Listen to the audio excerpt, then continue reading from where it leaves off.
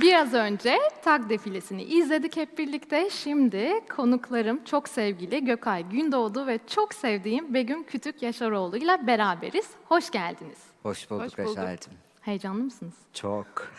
Kendim çok heyecanlıyım ya, o yüzden her konuğuma heyecanlı mısınız, heyecanlı mısınız diye kendimi sakinleştirmeye Ben çalışıyorum. heyecanlıyım. Şeyden heyecanlıydım. Gökay'ın koleksiyonunu çok merak ediyordum. Şu an defilenin heyecanına kapıldım ama çok güzel, çok başarılı bir koleksiyon olmamış mı? O yüzden şu an böyle bir Kesinlikle. tatlı bir heyecan daha çok kapladı içimi ama çok keyfimiz yerinde. Biz de iki model olarak şu anda Gökay'ın tasarımlarını giyiyoruz zaten. Ben neonlar. Begüm de siyah beyaz. Çok şık, kuğu gibi. Baktıkça içim Ya açılıyor şu teşekkür anda. ederim. İlk dijital moda haftası deneyimin nasıldı? İlk başta seninle başlamak istiyorum. Biraz bize bu sürecin nasıl geçtiğini, geliştiğini anlatabilir misin? Muhteşem bir serüvendi. Öncelikle çok hızlı gelişti. İlk ekip inanılmaz bir atılımda bulundu ve çok güzel bir proje geliştirdi. Pandemi sonrasında hepimize büyük bir umut oldu bu proje. Türk Tanıtım Grubu bu projeye kayıtsız kalmadı ve bize desteğini sundu. Sonrasında da gerçekten Moda Tasarımcıları Derneği ile birlikte yapılan çalışmada da bu sezon 30 tane tasarımcı uluslararası platformlarda hem basın ayağında hem medya satın alma ayağında hem de yine uluslararası satın almacıların buluştuğu dünyaca ünlü bir platformda yer almaya hak kazandı. O yüzden hepimiz çok heyecanlıyız. Çok güzel bir deneyimdi. Benim için en önemlisi de hepimizi inanılmaz derecede bir araya getirdi. Şu an bir grubumuz var mesela, haftalardır birbirimize oradan mesajlar gönderiyoruz. Kreatif endüstrilerde genelde bireysellik çok daha ön plandadır. Çok fazla böyle kolektif işlerin çıkması daha zordur. Birbirini desteklemek biraz daha zor olabiliyor böyle endüstrilerde. Ama şu an inanılmaz böyle duygusal anlar yaşıyoruz. Herkes birbirini alkışlıyor, tebrik ediyor. O yüzden gerçekten hem çok duygusal hem de böyle çok heyecanlı. Hem Türk modası için hem İstanbul için, Türkiye için müthiş bir girişim oldu diye düşünüyorum. O yüzden de gerçekten çok heyecanlıyım. Umarım hepimiz için çok güzel sonuçlar doğuracaktır. Umarım. Bugün de zaten defilelerin 3. günündeyiz. İlk 2 günde gerçekten heyecanlı geçti. Bugün de sabahtan beri her defileyi böyle yanımda konuklarım varken gerçekten heyecanla ve keyifle izliyorum ilk sıradan. O yüzden Evimdeki herkes gibi gerçekten. Türk Tanıtım Grubu'na, İHKİB'e, Moda Tasarımcıları Derneği'ne, Banu Bölen'e, yine danışmanlarımızdan Seda Domaniç'e, bütün dijital içeriklerimize yardımcı olan Play tuşuna, PR açısından yine her an desteğini esirgemeyen Lapart'a, hepsine ayrı ayrı çok teşekkür Evet. etmek istiyorum. Onlar sayesinde daha da eşsiz bir deneyim oldu. Kesinlikle katılıyorum. Çünkü kamera arkasında gözükmeyen inanılmaz büyük bir ekip var. İnanılmaz büyük bir ekip çalışması var. Onlara da teşekkürü her seferinde yani etmek gerekiyor, es geçmemek gerekiyor.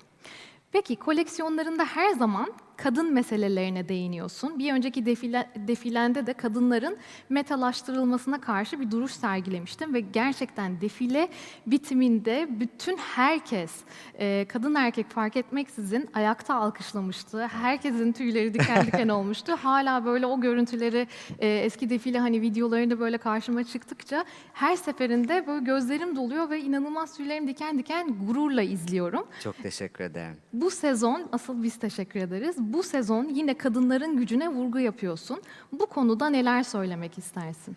Bu dönem hepimiz için çok zor geçti ama kadınlar için daha da zor geçti diye düşünüyorum. Sağlık sektöründe inanılmaz derecede ön plandaydılar. Hem evlerinde hem sosyal hayatlarında hem anne vasıflarıyla hem çalışan hem meslek sahibi kadınlar olarak her anlamda inanılmaz derecede cesur davrandılar ve çok aktif rol oynadılar. O nedenle de güçlerini bence tekrar hatırladıkları, kendilerine tekrar aslında kendilerini hatırlattıkları bir dönem oldu. Ben de bunu taçlandırmak istedim. Bu dönemde biliyorsun hepimiz aslında daha çok pijamalara, ev giyimine döndük. Bense bu defileyi biraz daha kutlama anına dönüştürmek istedim. Biraz daha hani normal, eski normalde ya da diğer eski günlerdeki gibi bir kutlama anı nasıl oluyorsa bu kadınları da, bu feminen orduyu Ben onları öyle adlandırıyorum. Bu koleksiyonu feminen bir ordu yarattığımı düşünüyorum. Onları da bu şekilde taçlandırmak istedim. Hatta bütün lookbook'a baktığımız zaman da göreceksin. Kendi logomun yazılışı şeklinde bütün yer alan modellerin isimlerini bu platformun altında konumlandırdım. Her kadın ismiyle var, ismiyle ağır ve ismiyle eşsiz. Ben de bu modelleri yine burada onları bu şekilde adlandırarak, onları anarak açıkçası yüceltmek ve onlara bir şekilde teşekkür etmek istedim. Bu grafik tasarımı yapan arkadaşıma da Ulaş Eryavuz'a da çok teşekkür ediyorum. Ben de bütün kadınlar adına ve kendi adıma da gerçekten bizi bu kadar yücelttiğin ve düşündüğün için, koleksiyonuna da bunu işlediğin için çok teşekkür etmek istiyorum. Bütün izleyenler adına. Peki bu meselen tasarım diline nasıl yansıyor? Koleksiyonun hangi detaylarında koleksiyonun ilham kaynaklarını görüyoruz?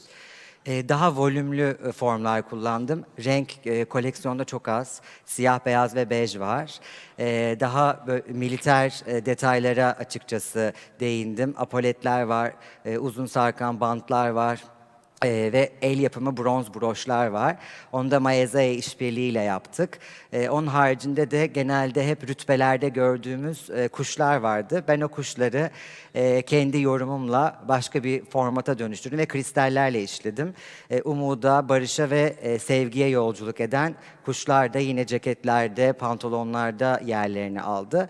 Kutlama anı olduğu için ışıltılı ve bir o kadar da giyen kadını gerçekten formuyla güçlü kılan, gücünün altını bir kat daha çizen güçlü formlar elde etmeye çalıştım. Umarım başarılı olmuşumdur. Bu anlamda koleksiyona yansıyan detaylar da bu şekildeydi. Biz bayıldık açıkçası burada. İzlerken tabii bizi görmüyorsunuz siz ama Begüm'le birlikte ay bu çok güzelmiş, bunu kesin giyeriz, bunu şurada giyeriz, bunu burada giyeriz diye Çok teşekkür ederim. çok gerçekten beğendik. Bu vesileyle de çok sevdiğim Begüm'e geçmek istiyorum. Gerçekten çok beğendiğim, çok özel bir kadınsın. Çok Ne kadar tatlı, mutluyum. onur ettin. Çok teşekkür Çok ederim. mutluyum böyle bir platformda tekrar buluştuğumuz için. Ve ben de sana şunu sormak istiyorum. Dijitalleşen dünya ile ilgili ne düşünüyorsun ve bu senin gündelik yaşamını, alışkanlıklarını nasıl etkiliyor?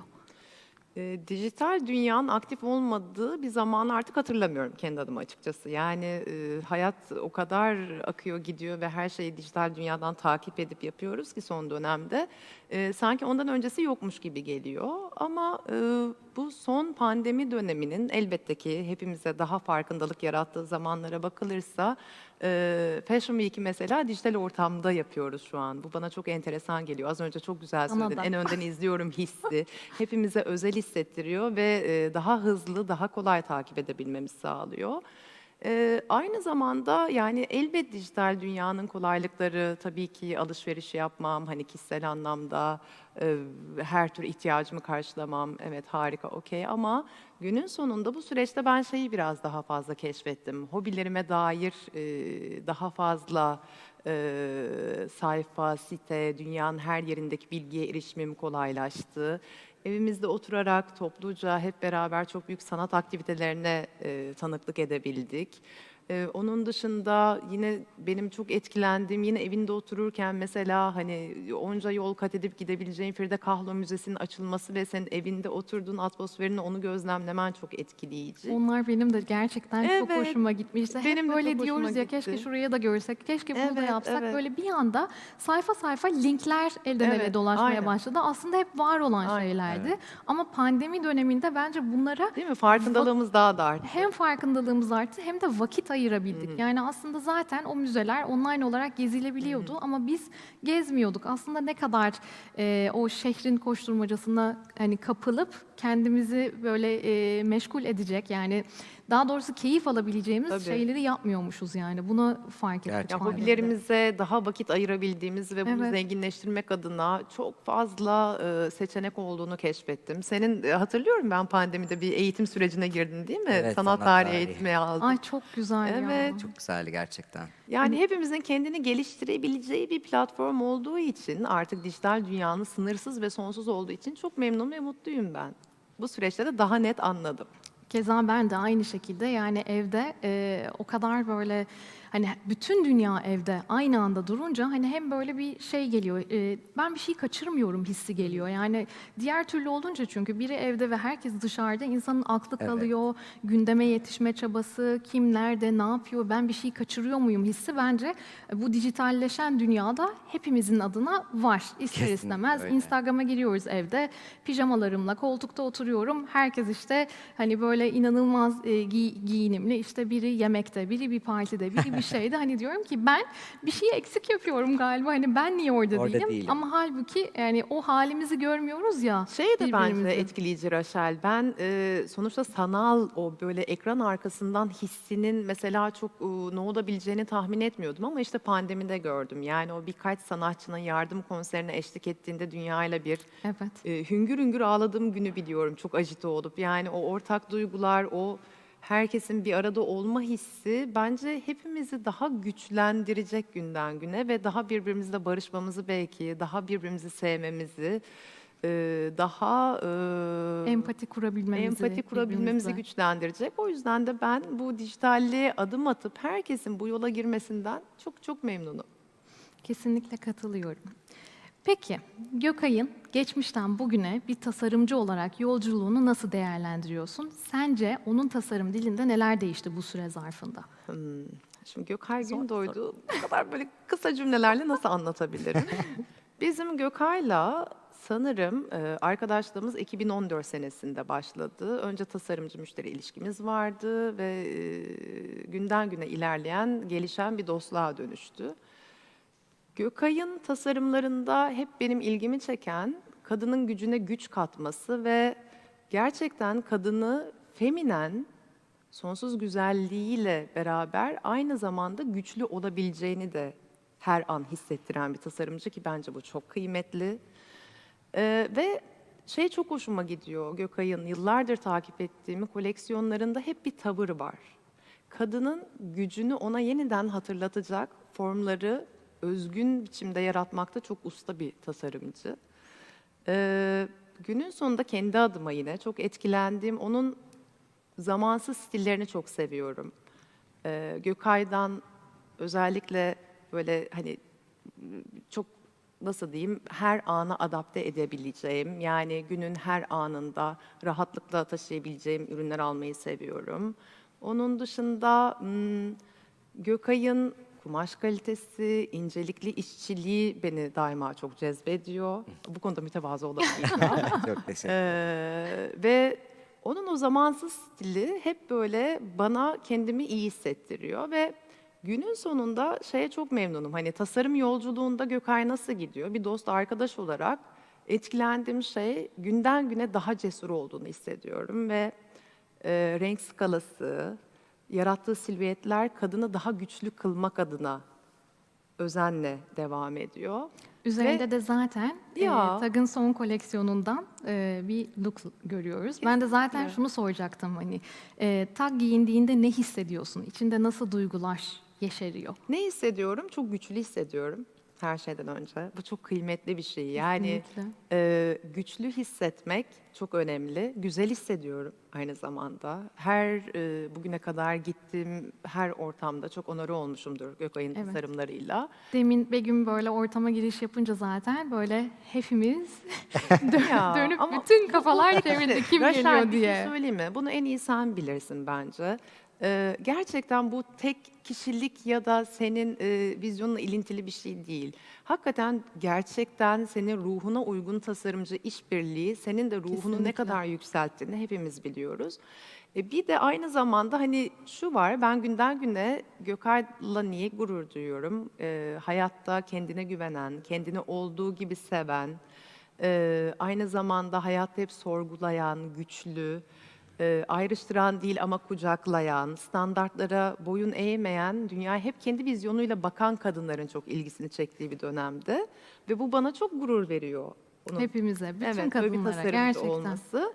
Ve günün sonunda biraz da bu konuda Gökay çok mütevazıdır. Yani Open My Med ödülü almış, hakikaten Best of'a çıkmış bir tasarımcıyla işbirliği yapmak. Marsilya'da ödülü aldın, anlatsana biraz yani. İnsan kendini anlatamaz ya, o yüzden Begüm'den. Kesinlikle. Yani o dönemki heyecanlarımız, orada Türkiye'yi temsil ettiğinde gelen yorumlar çok kıymetli ve Çok kıymetli. bu gerçekten hem dost olarak hem de ilgi duyduğun tasarımcıya bu ilginin olması bana çok gurur veriyor. Kesinlikle hepimize ve ben de tekrar bütün kadınlar adına teşekkür etmek istiyorum. Şahane bir defileydi. Çok teşekkür ederim Raşel'cim. Emeği geçen herkese ben de çok teşekkür ediyorum tekrar. Styling'de de gerçekten ilk günden sonuna kadar yanımda olan canım arkadaşım Kaner Kıvanç'a da buradan sevgilerimi ve teşekkürlerimi iletmek istiyorum. İletmek. Onun da emeği çok büyük. Çok teşekkür ediyorum katıldığınız için. Saat 7'de Olivia Palermo ile bizlerle bir canlı yayında bizlerle olacak. Ben de çok heyecanlıyım zaten, bellidir konuşmamdan. Görüşmek üzere canlı yayında, hoşça kalın.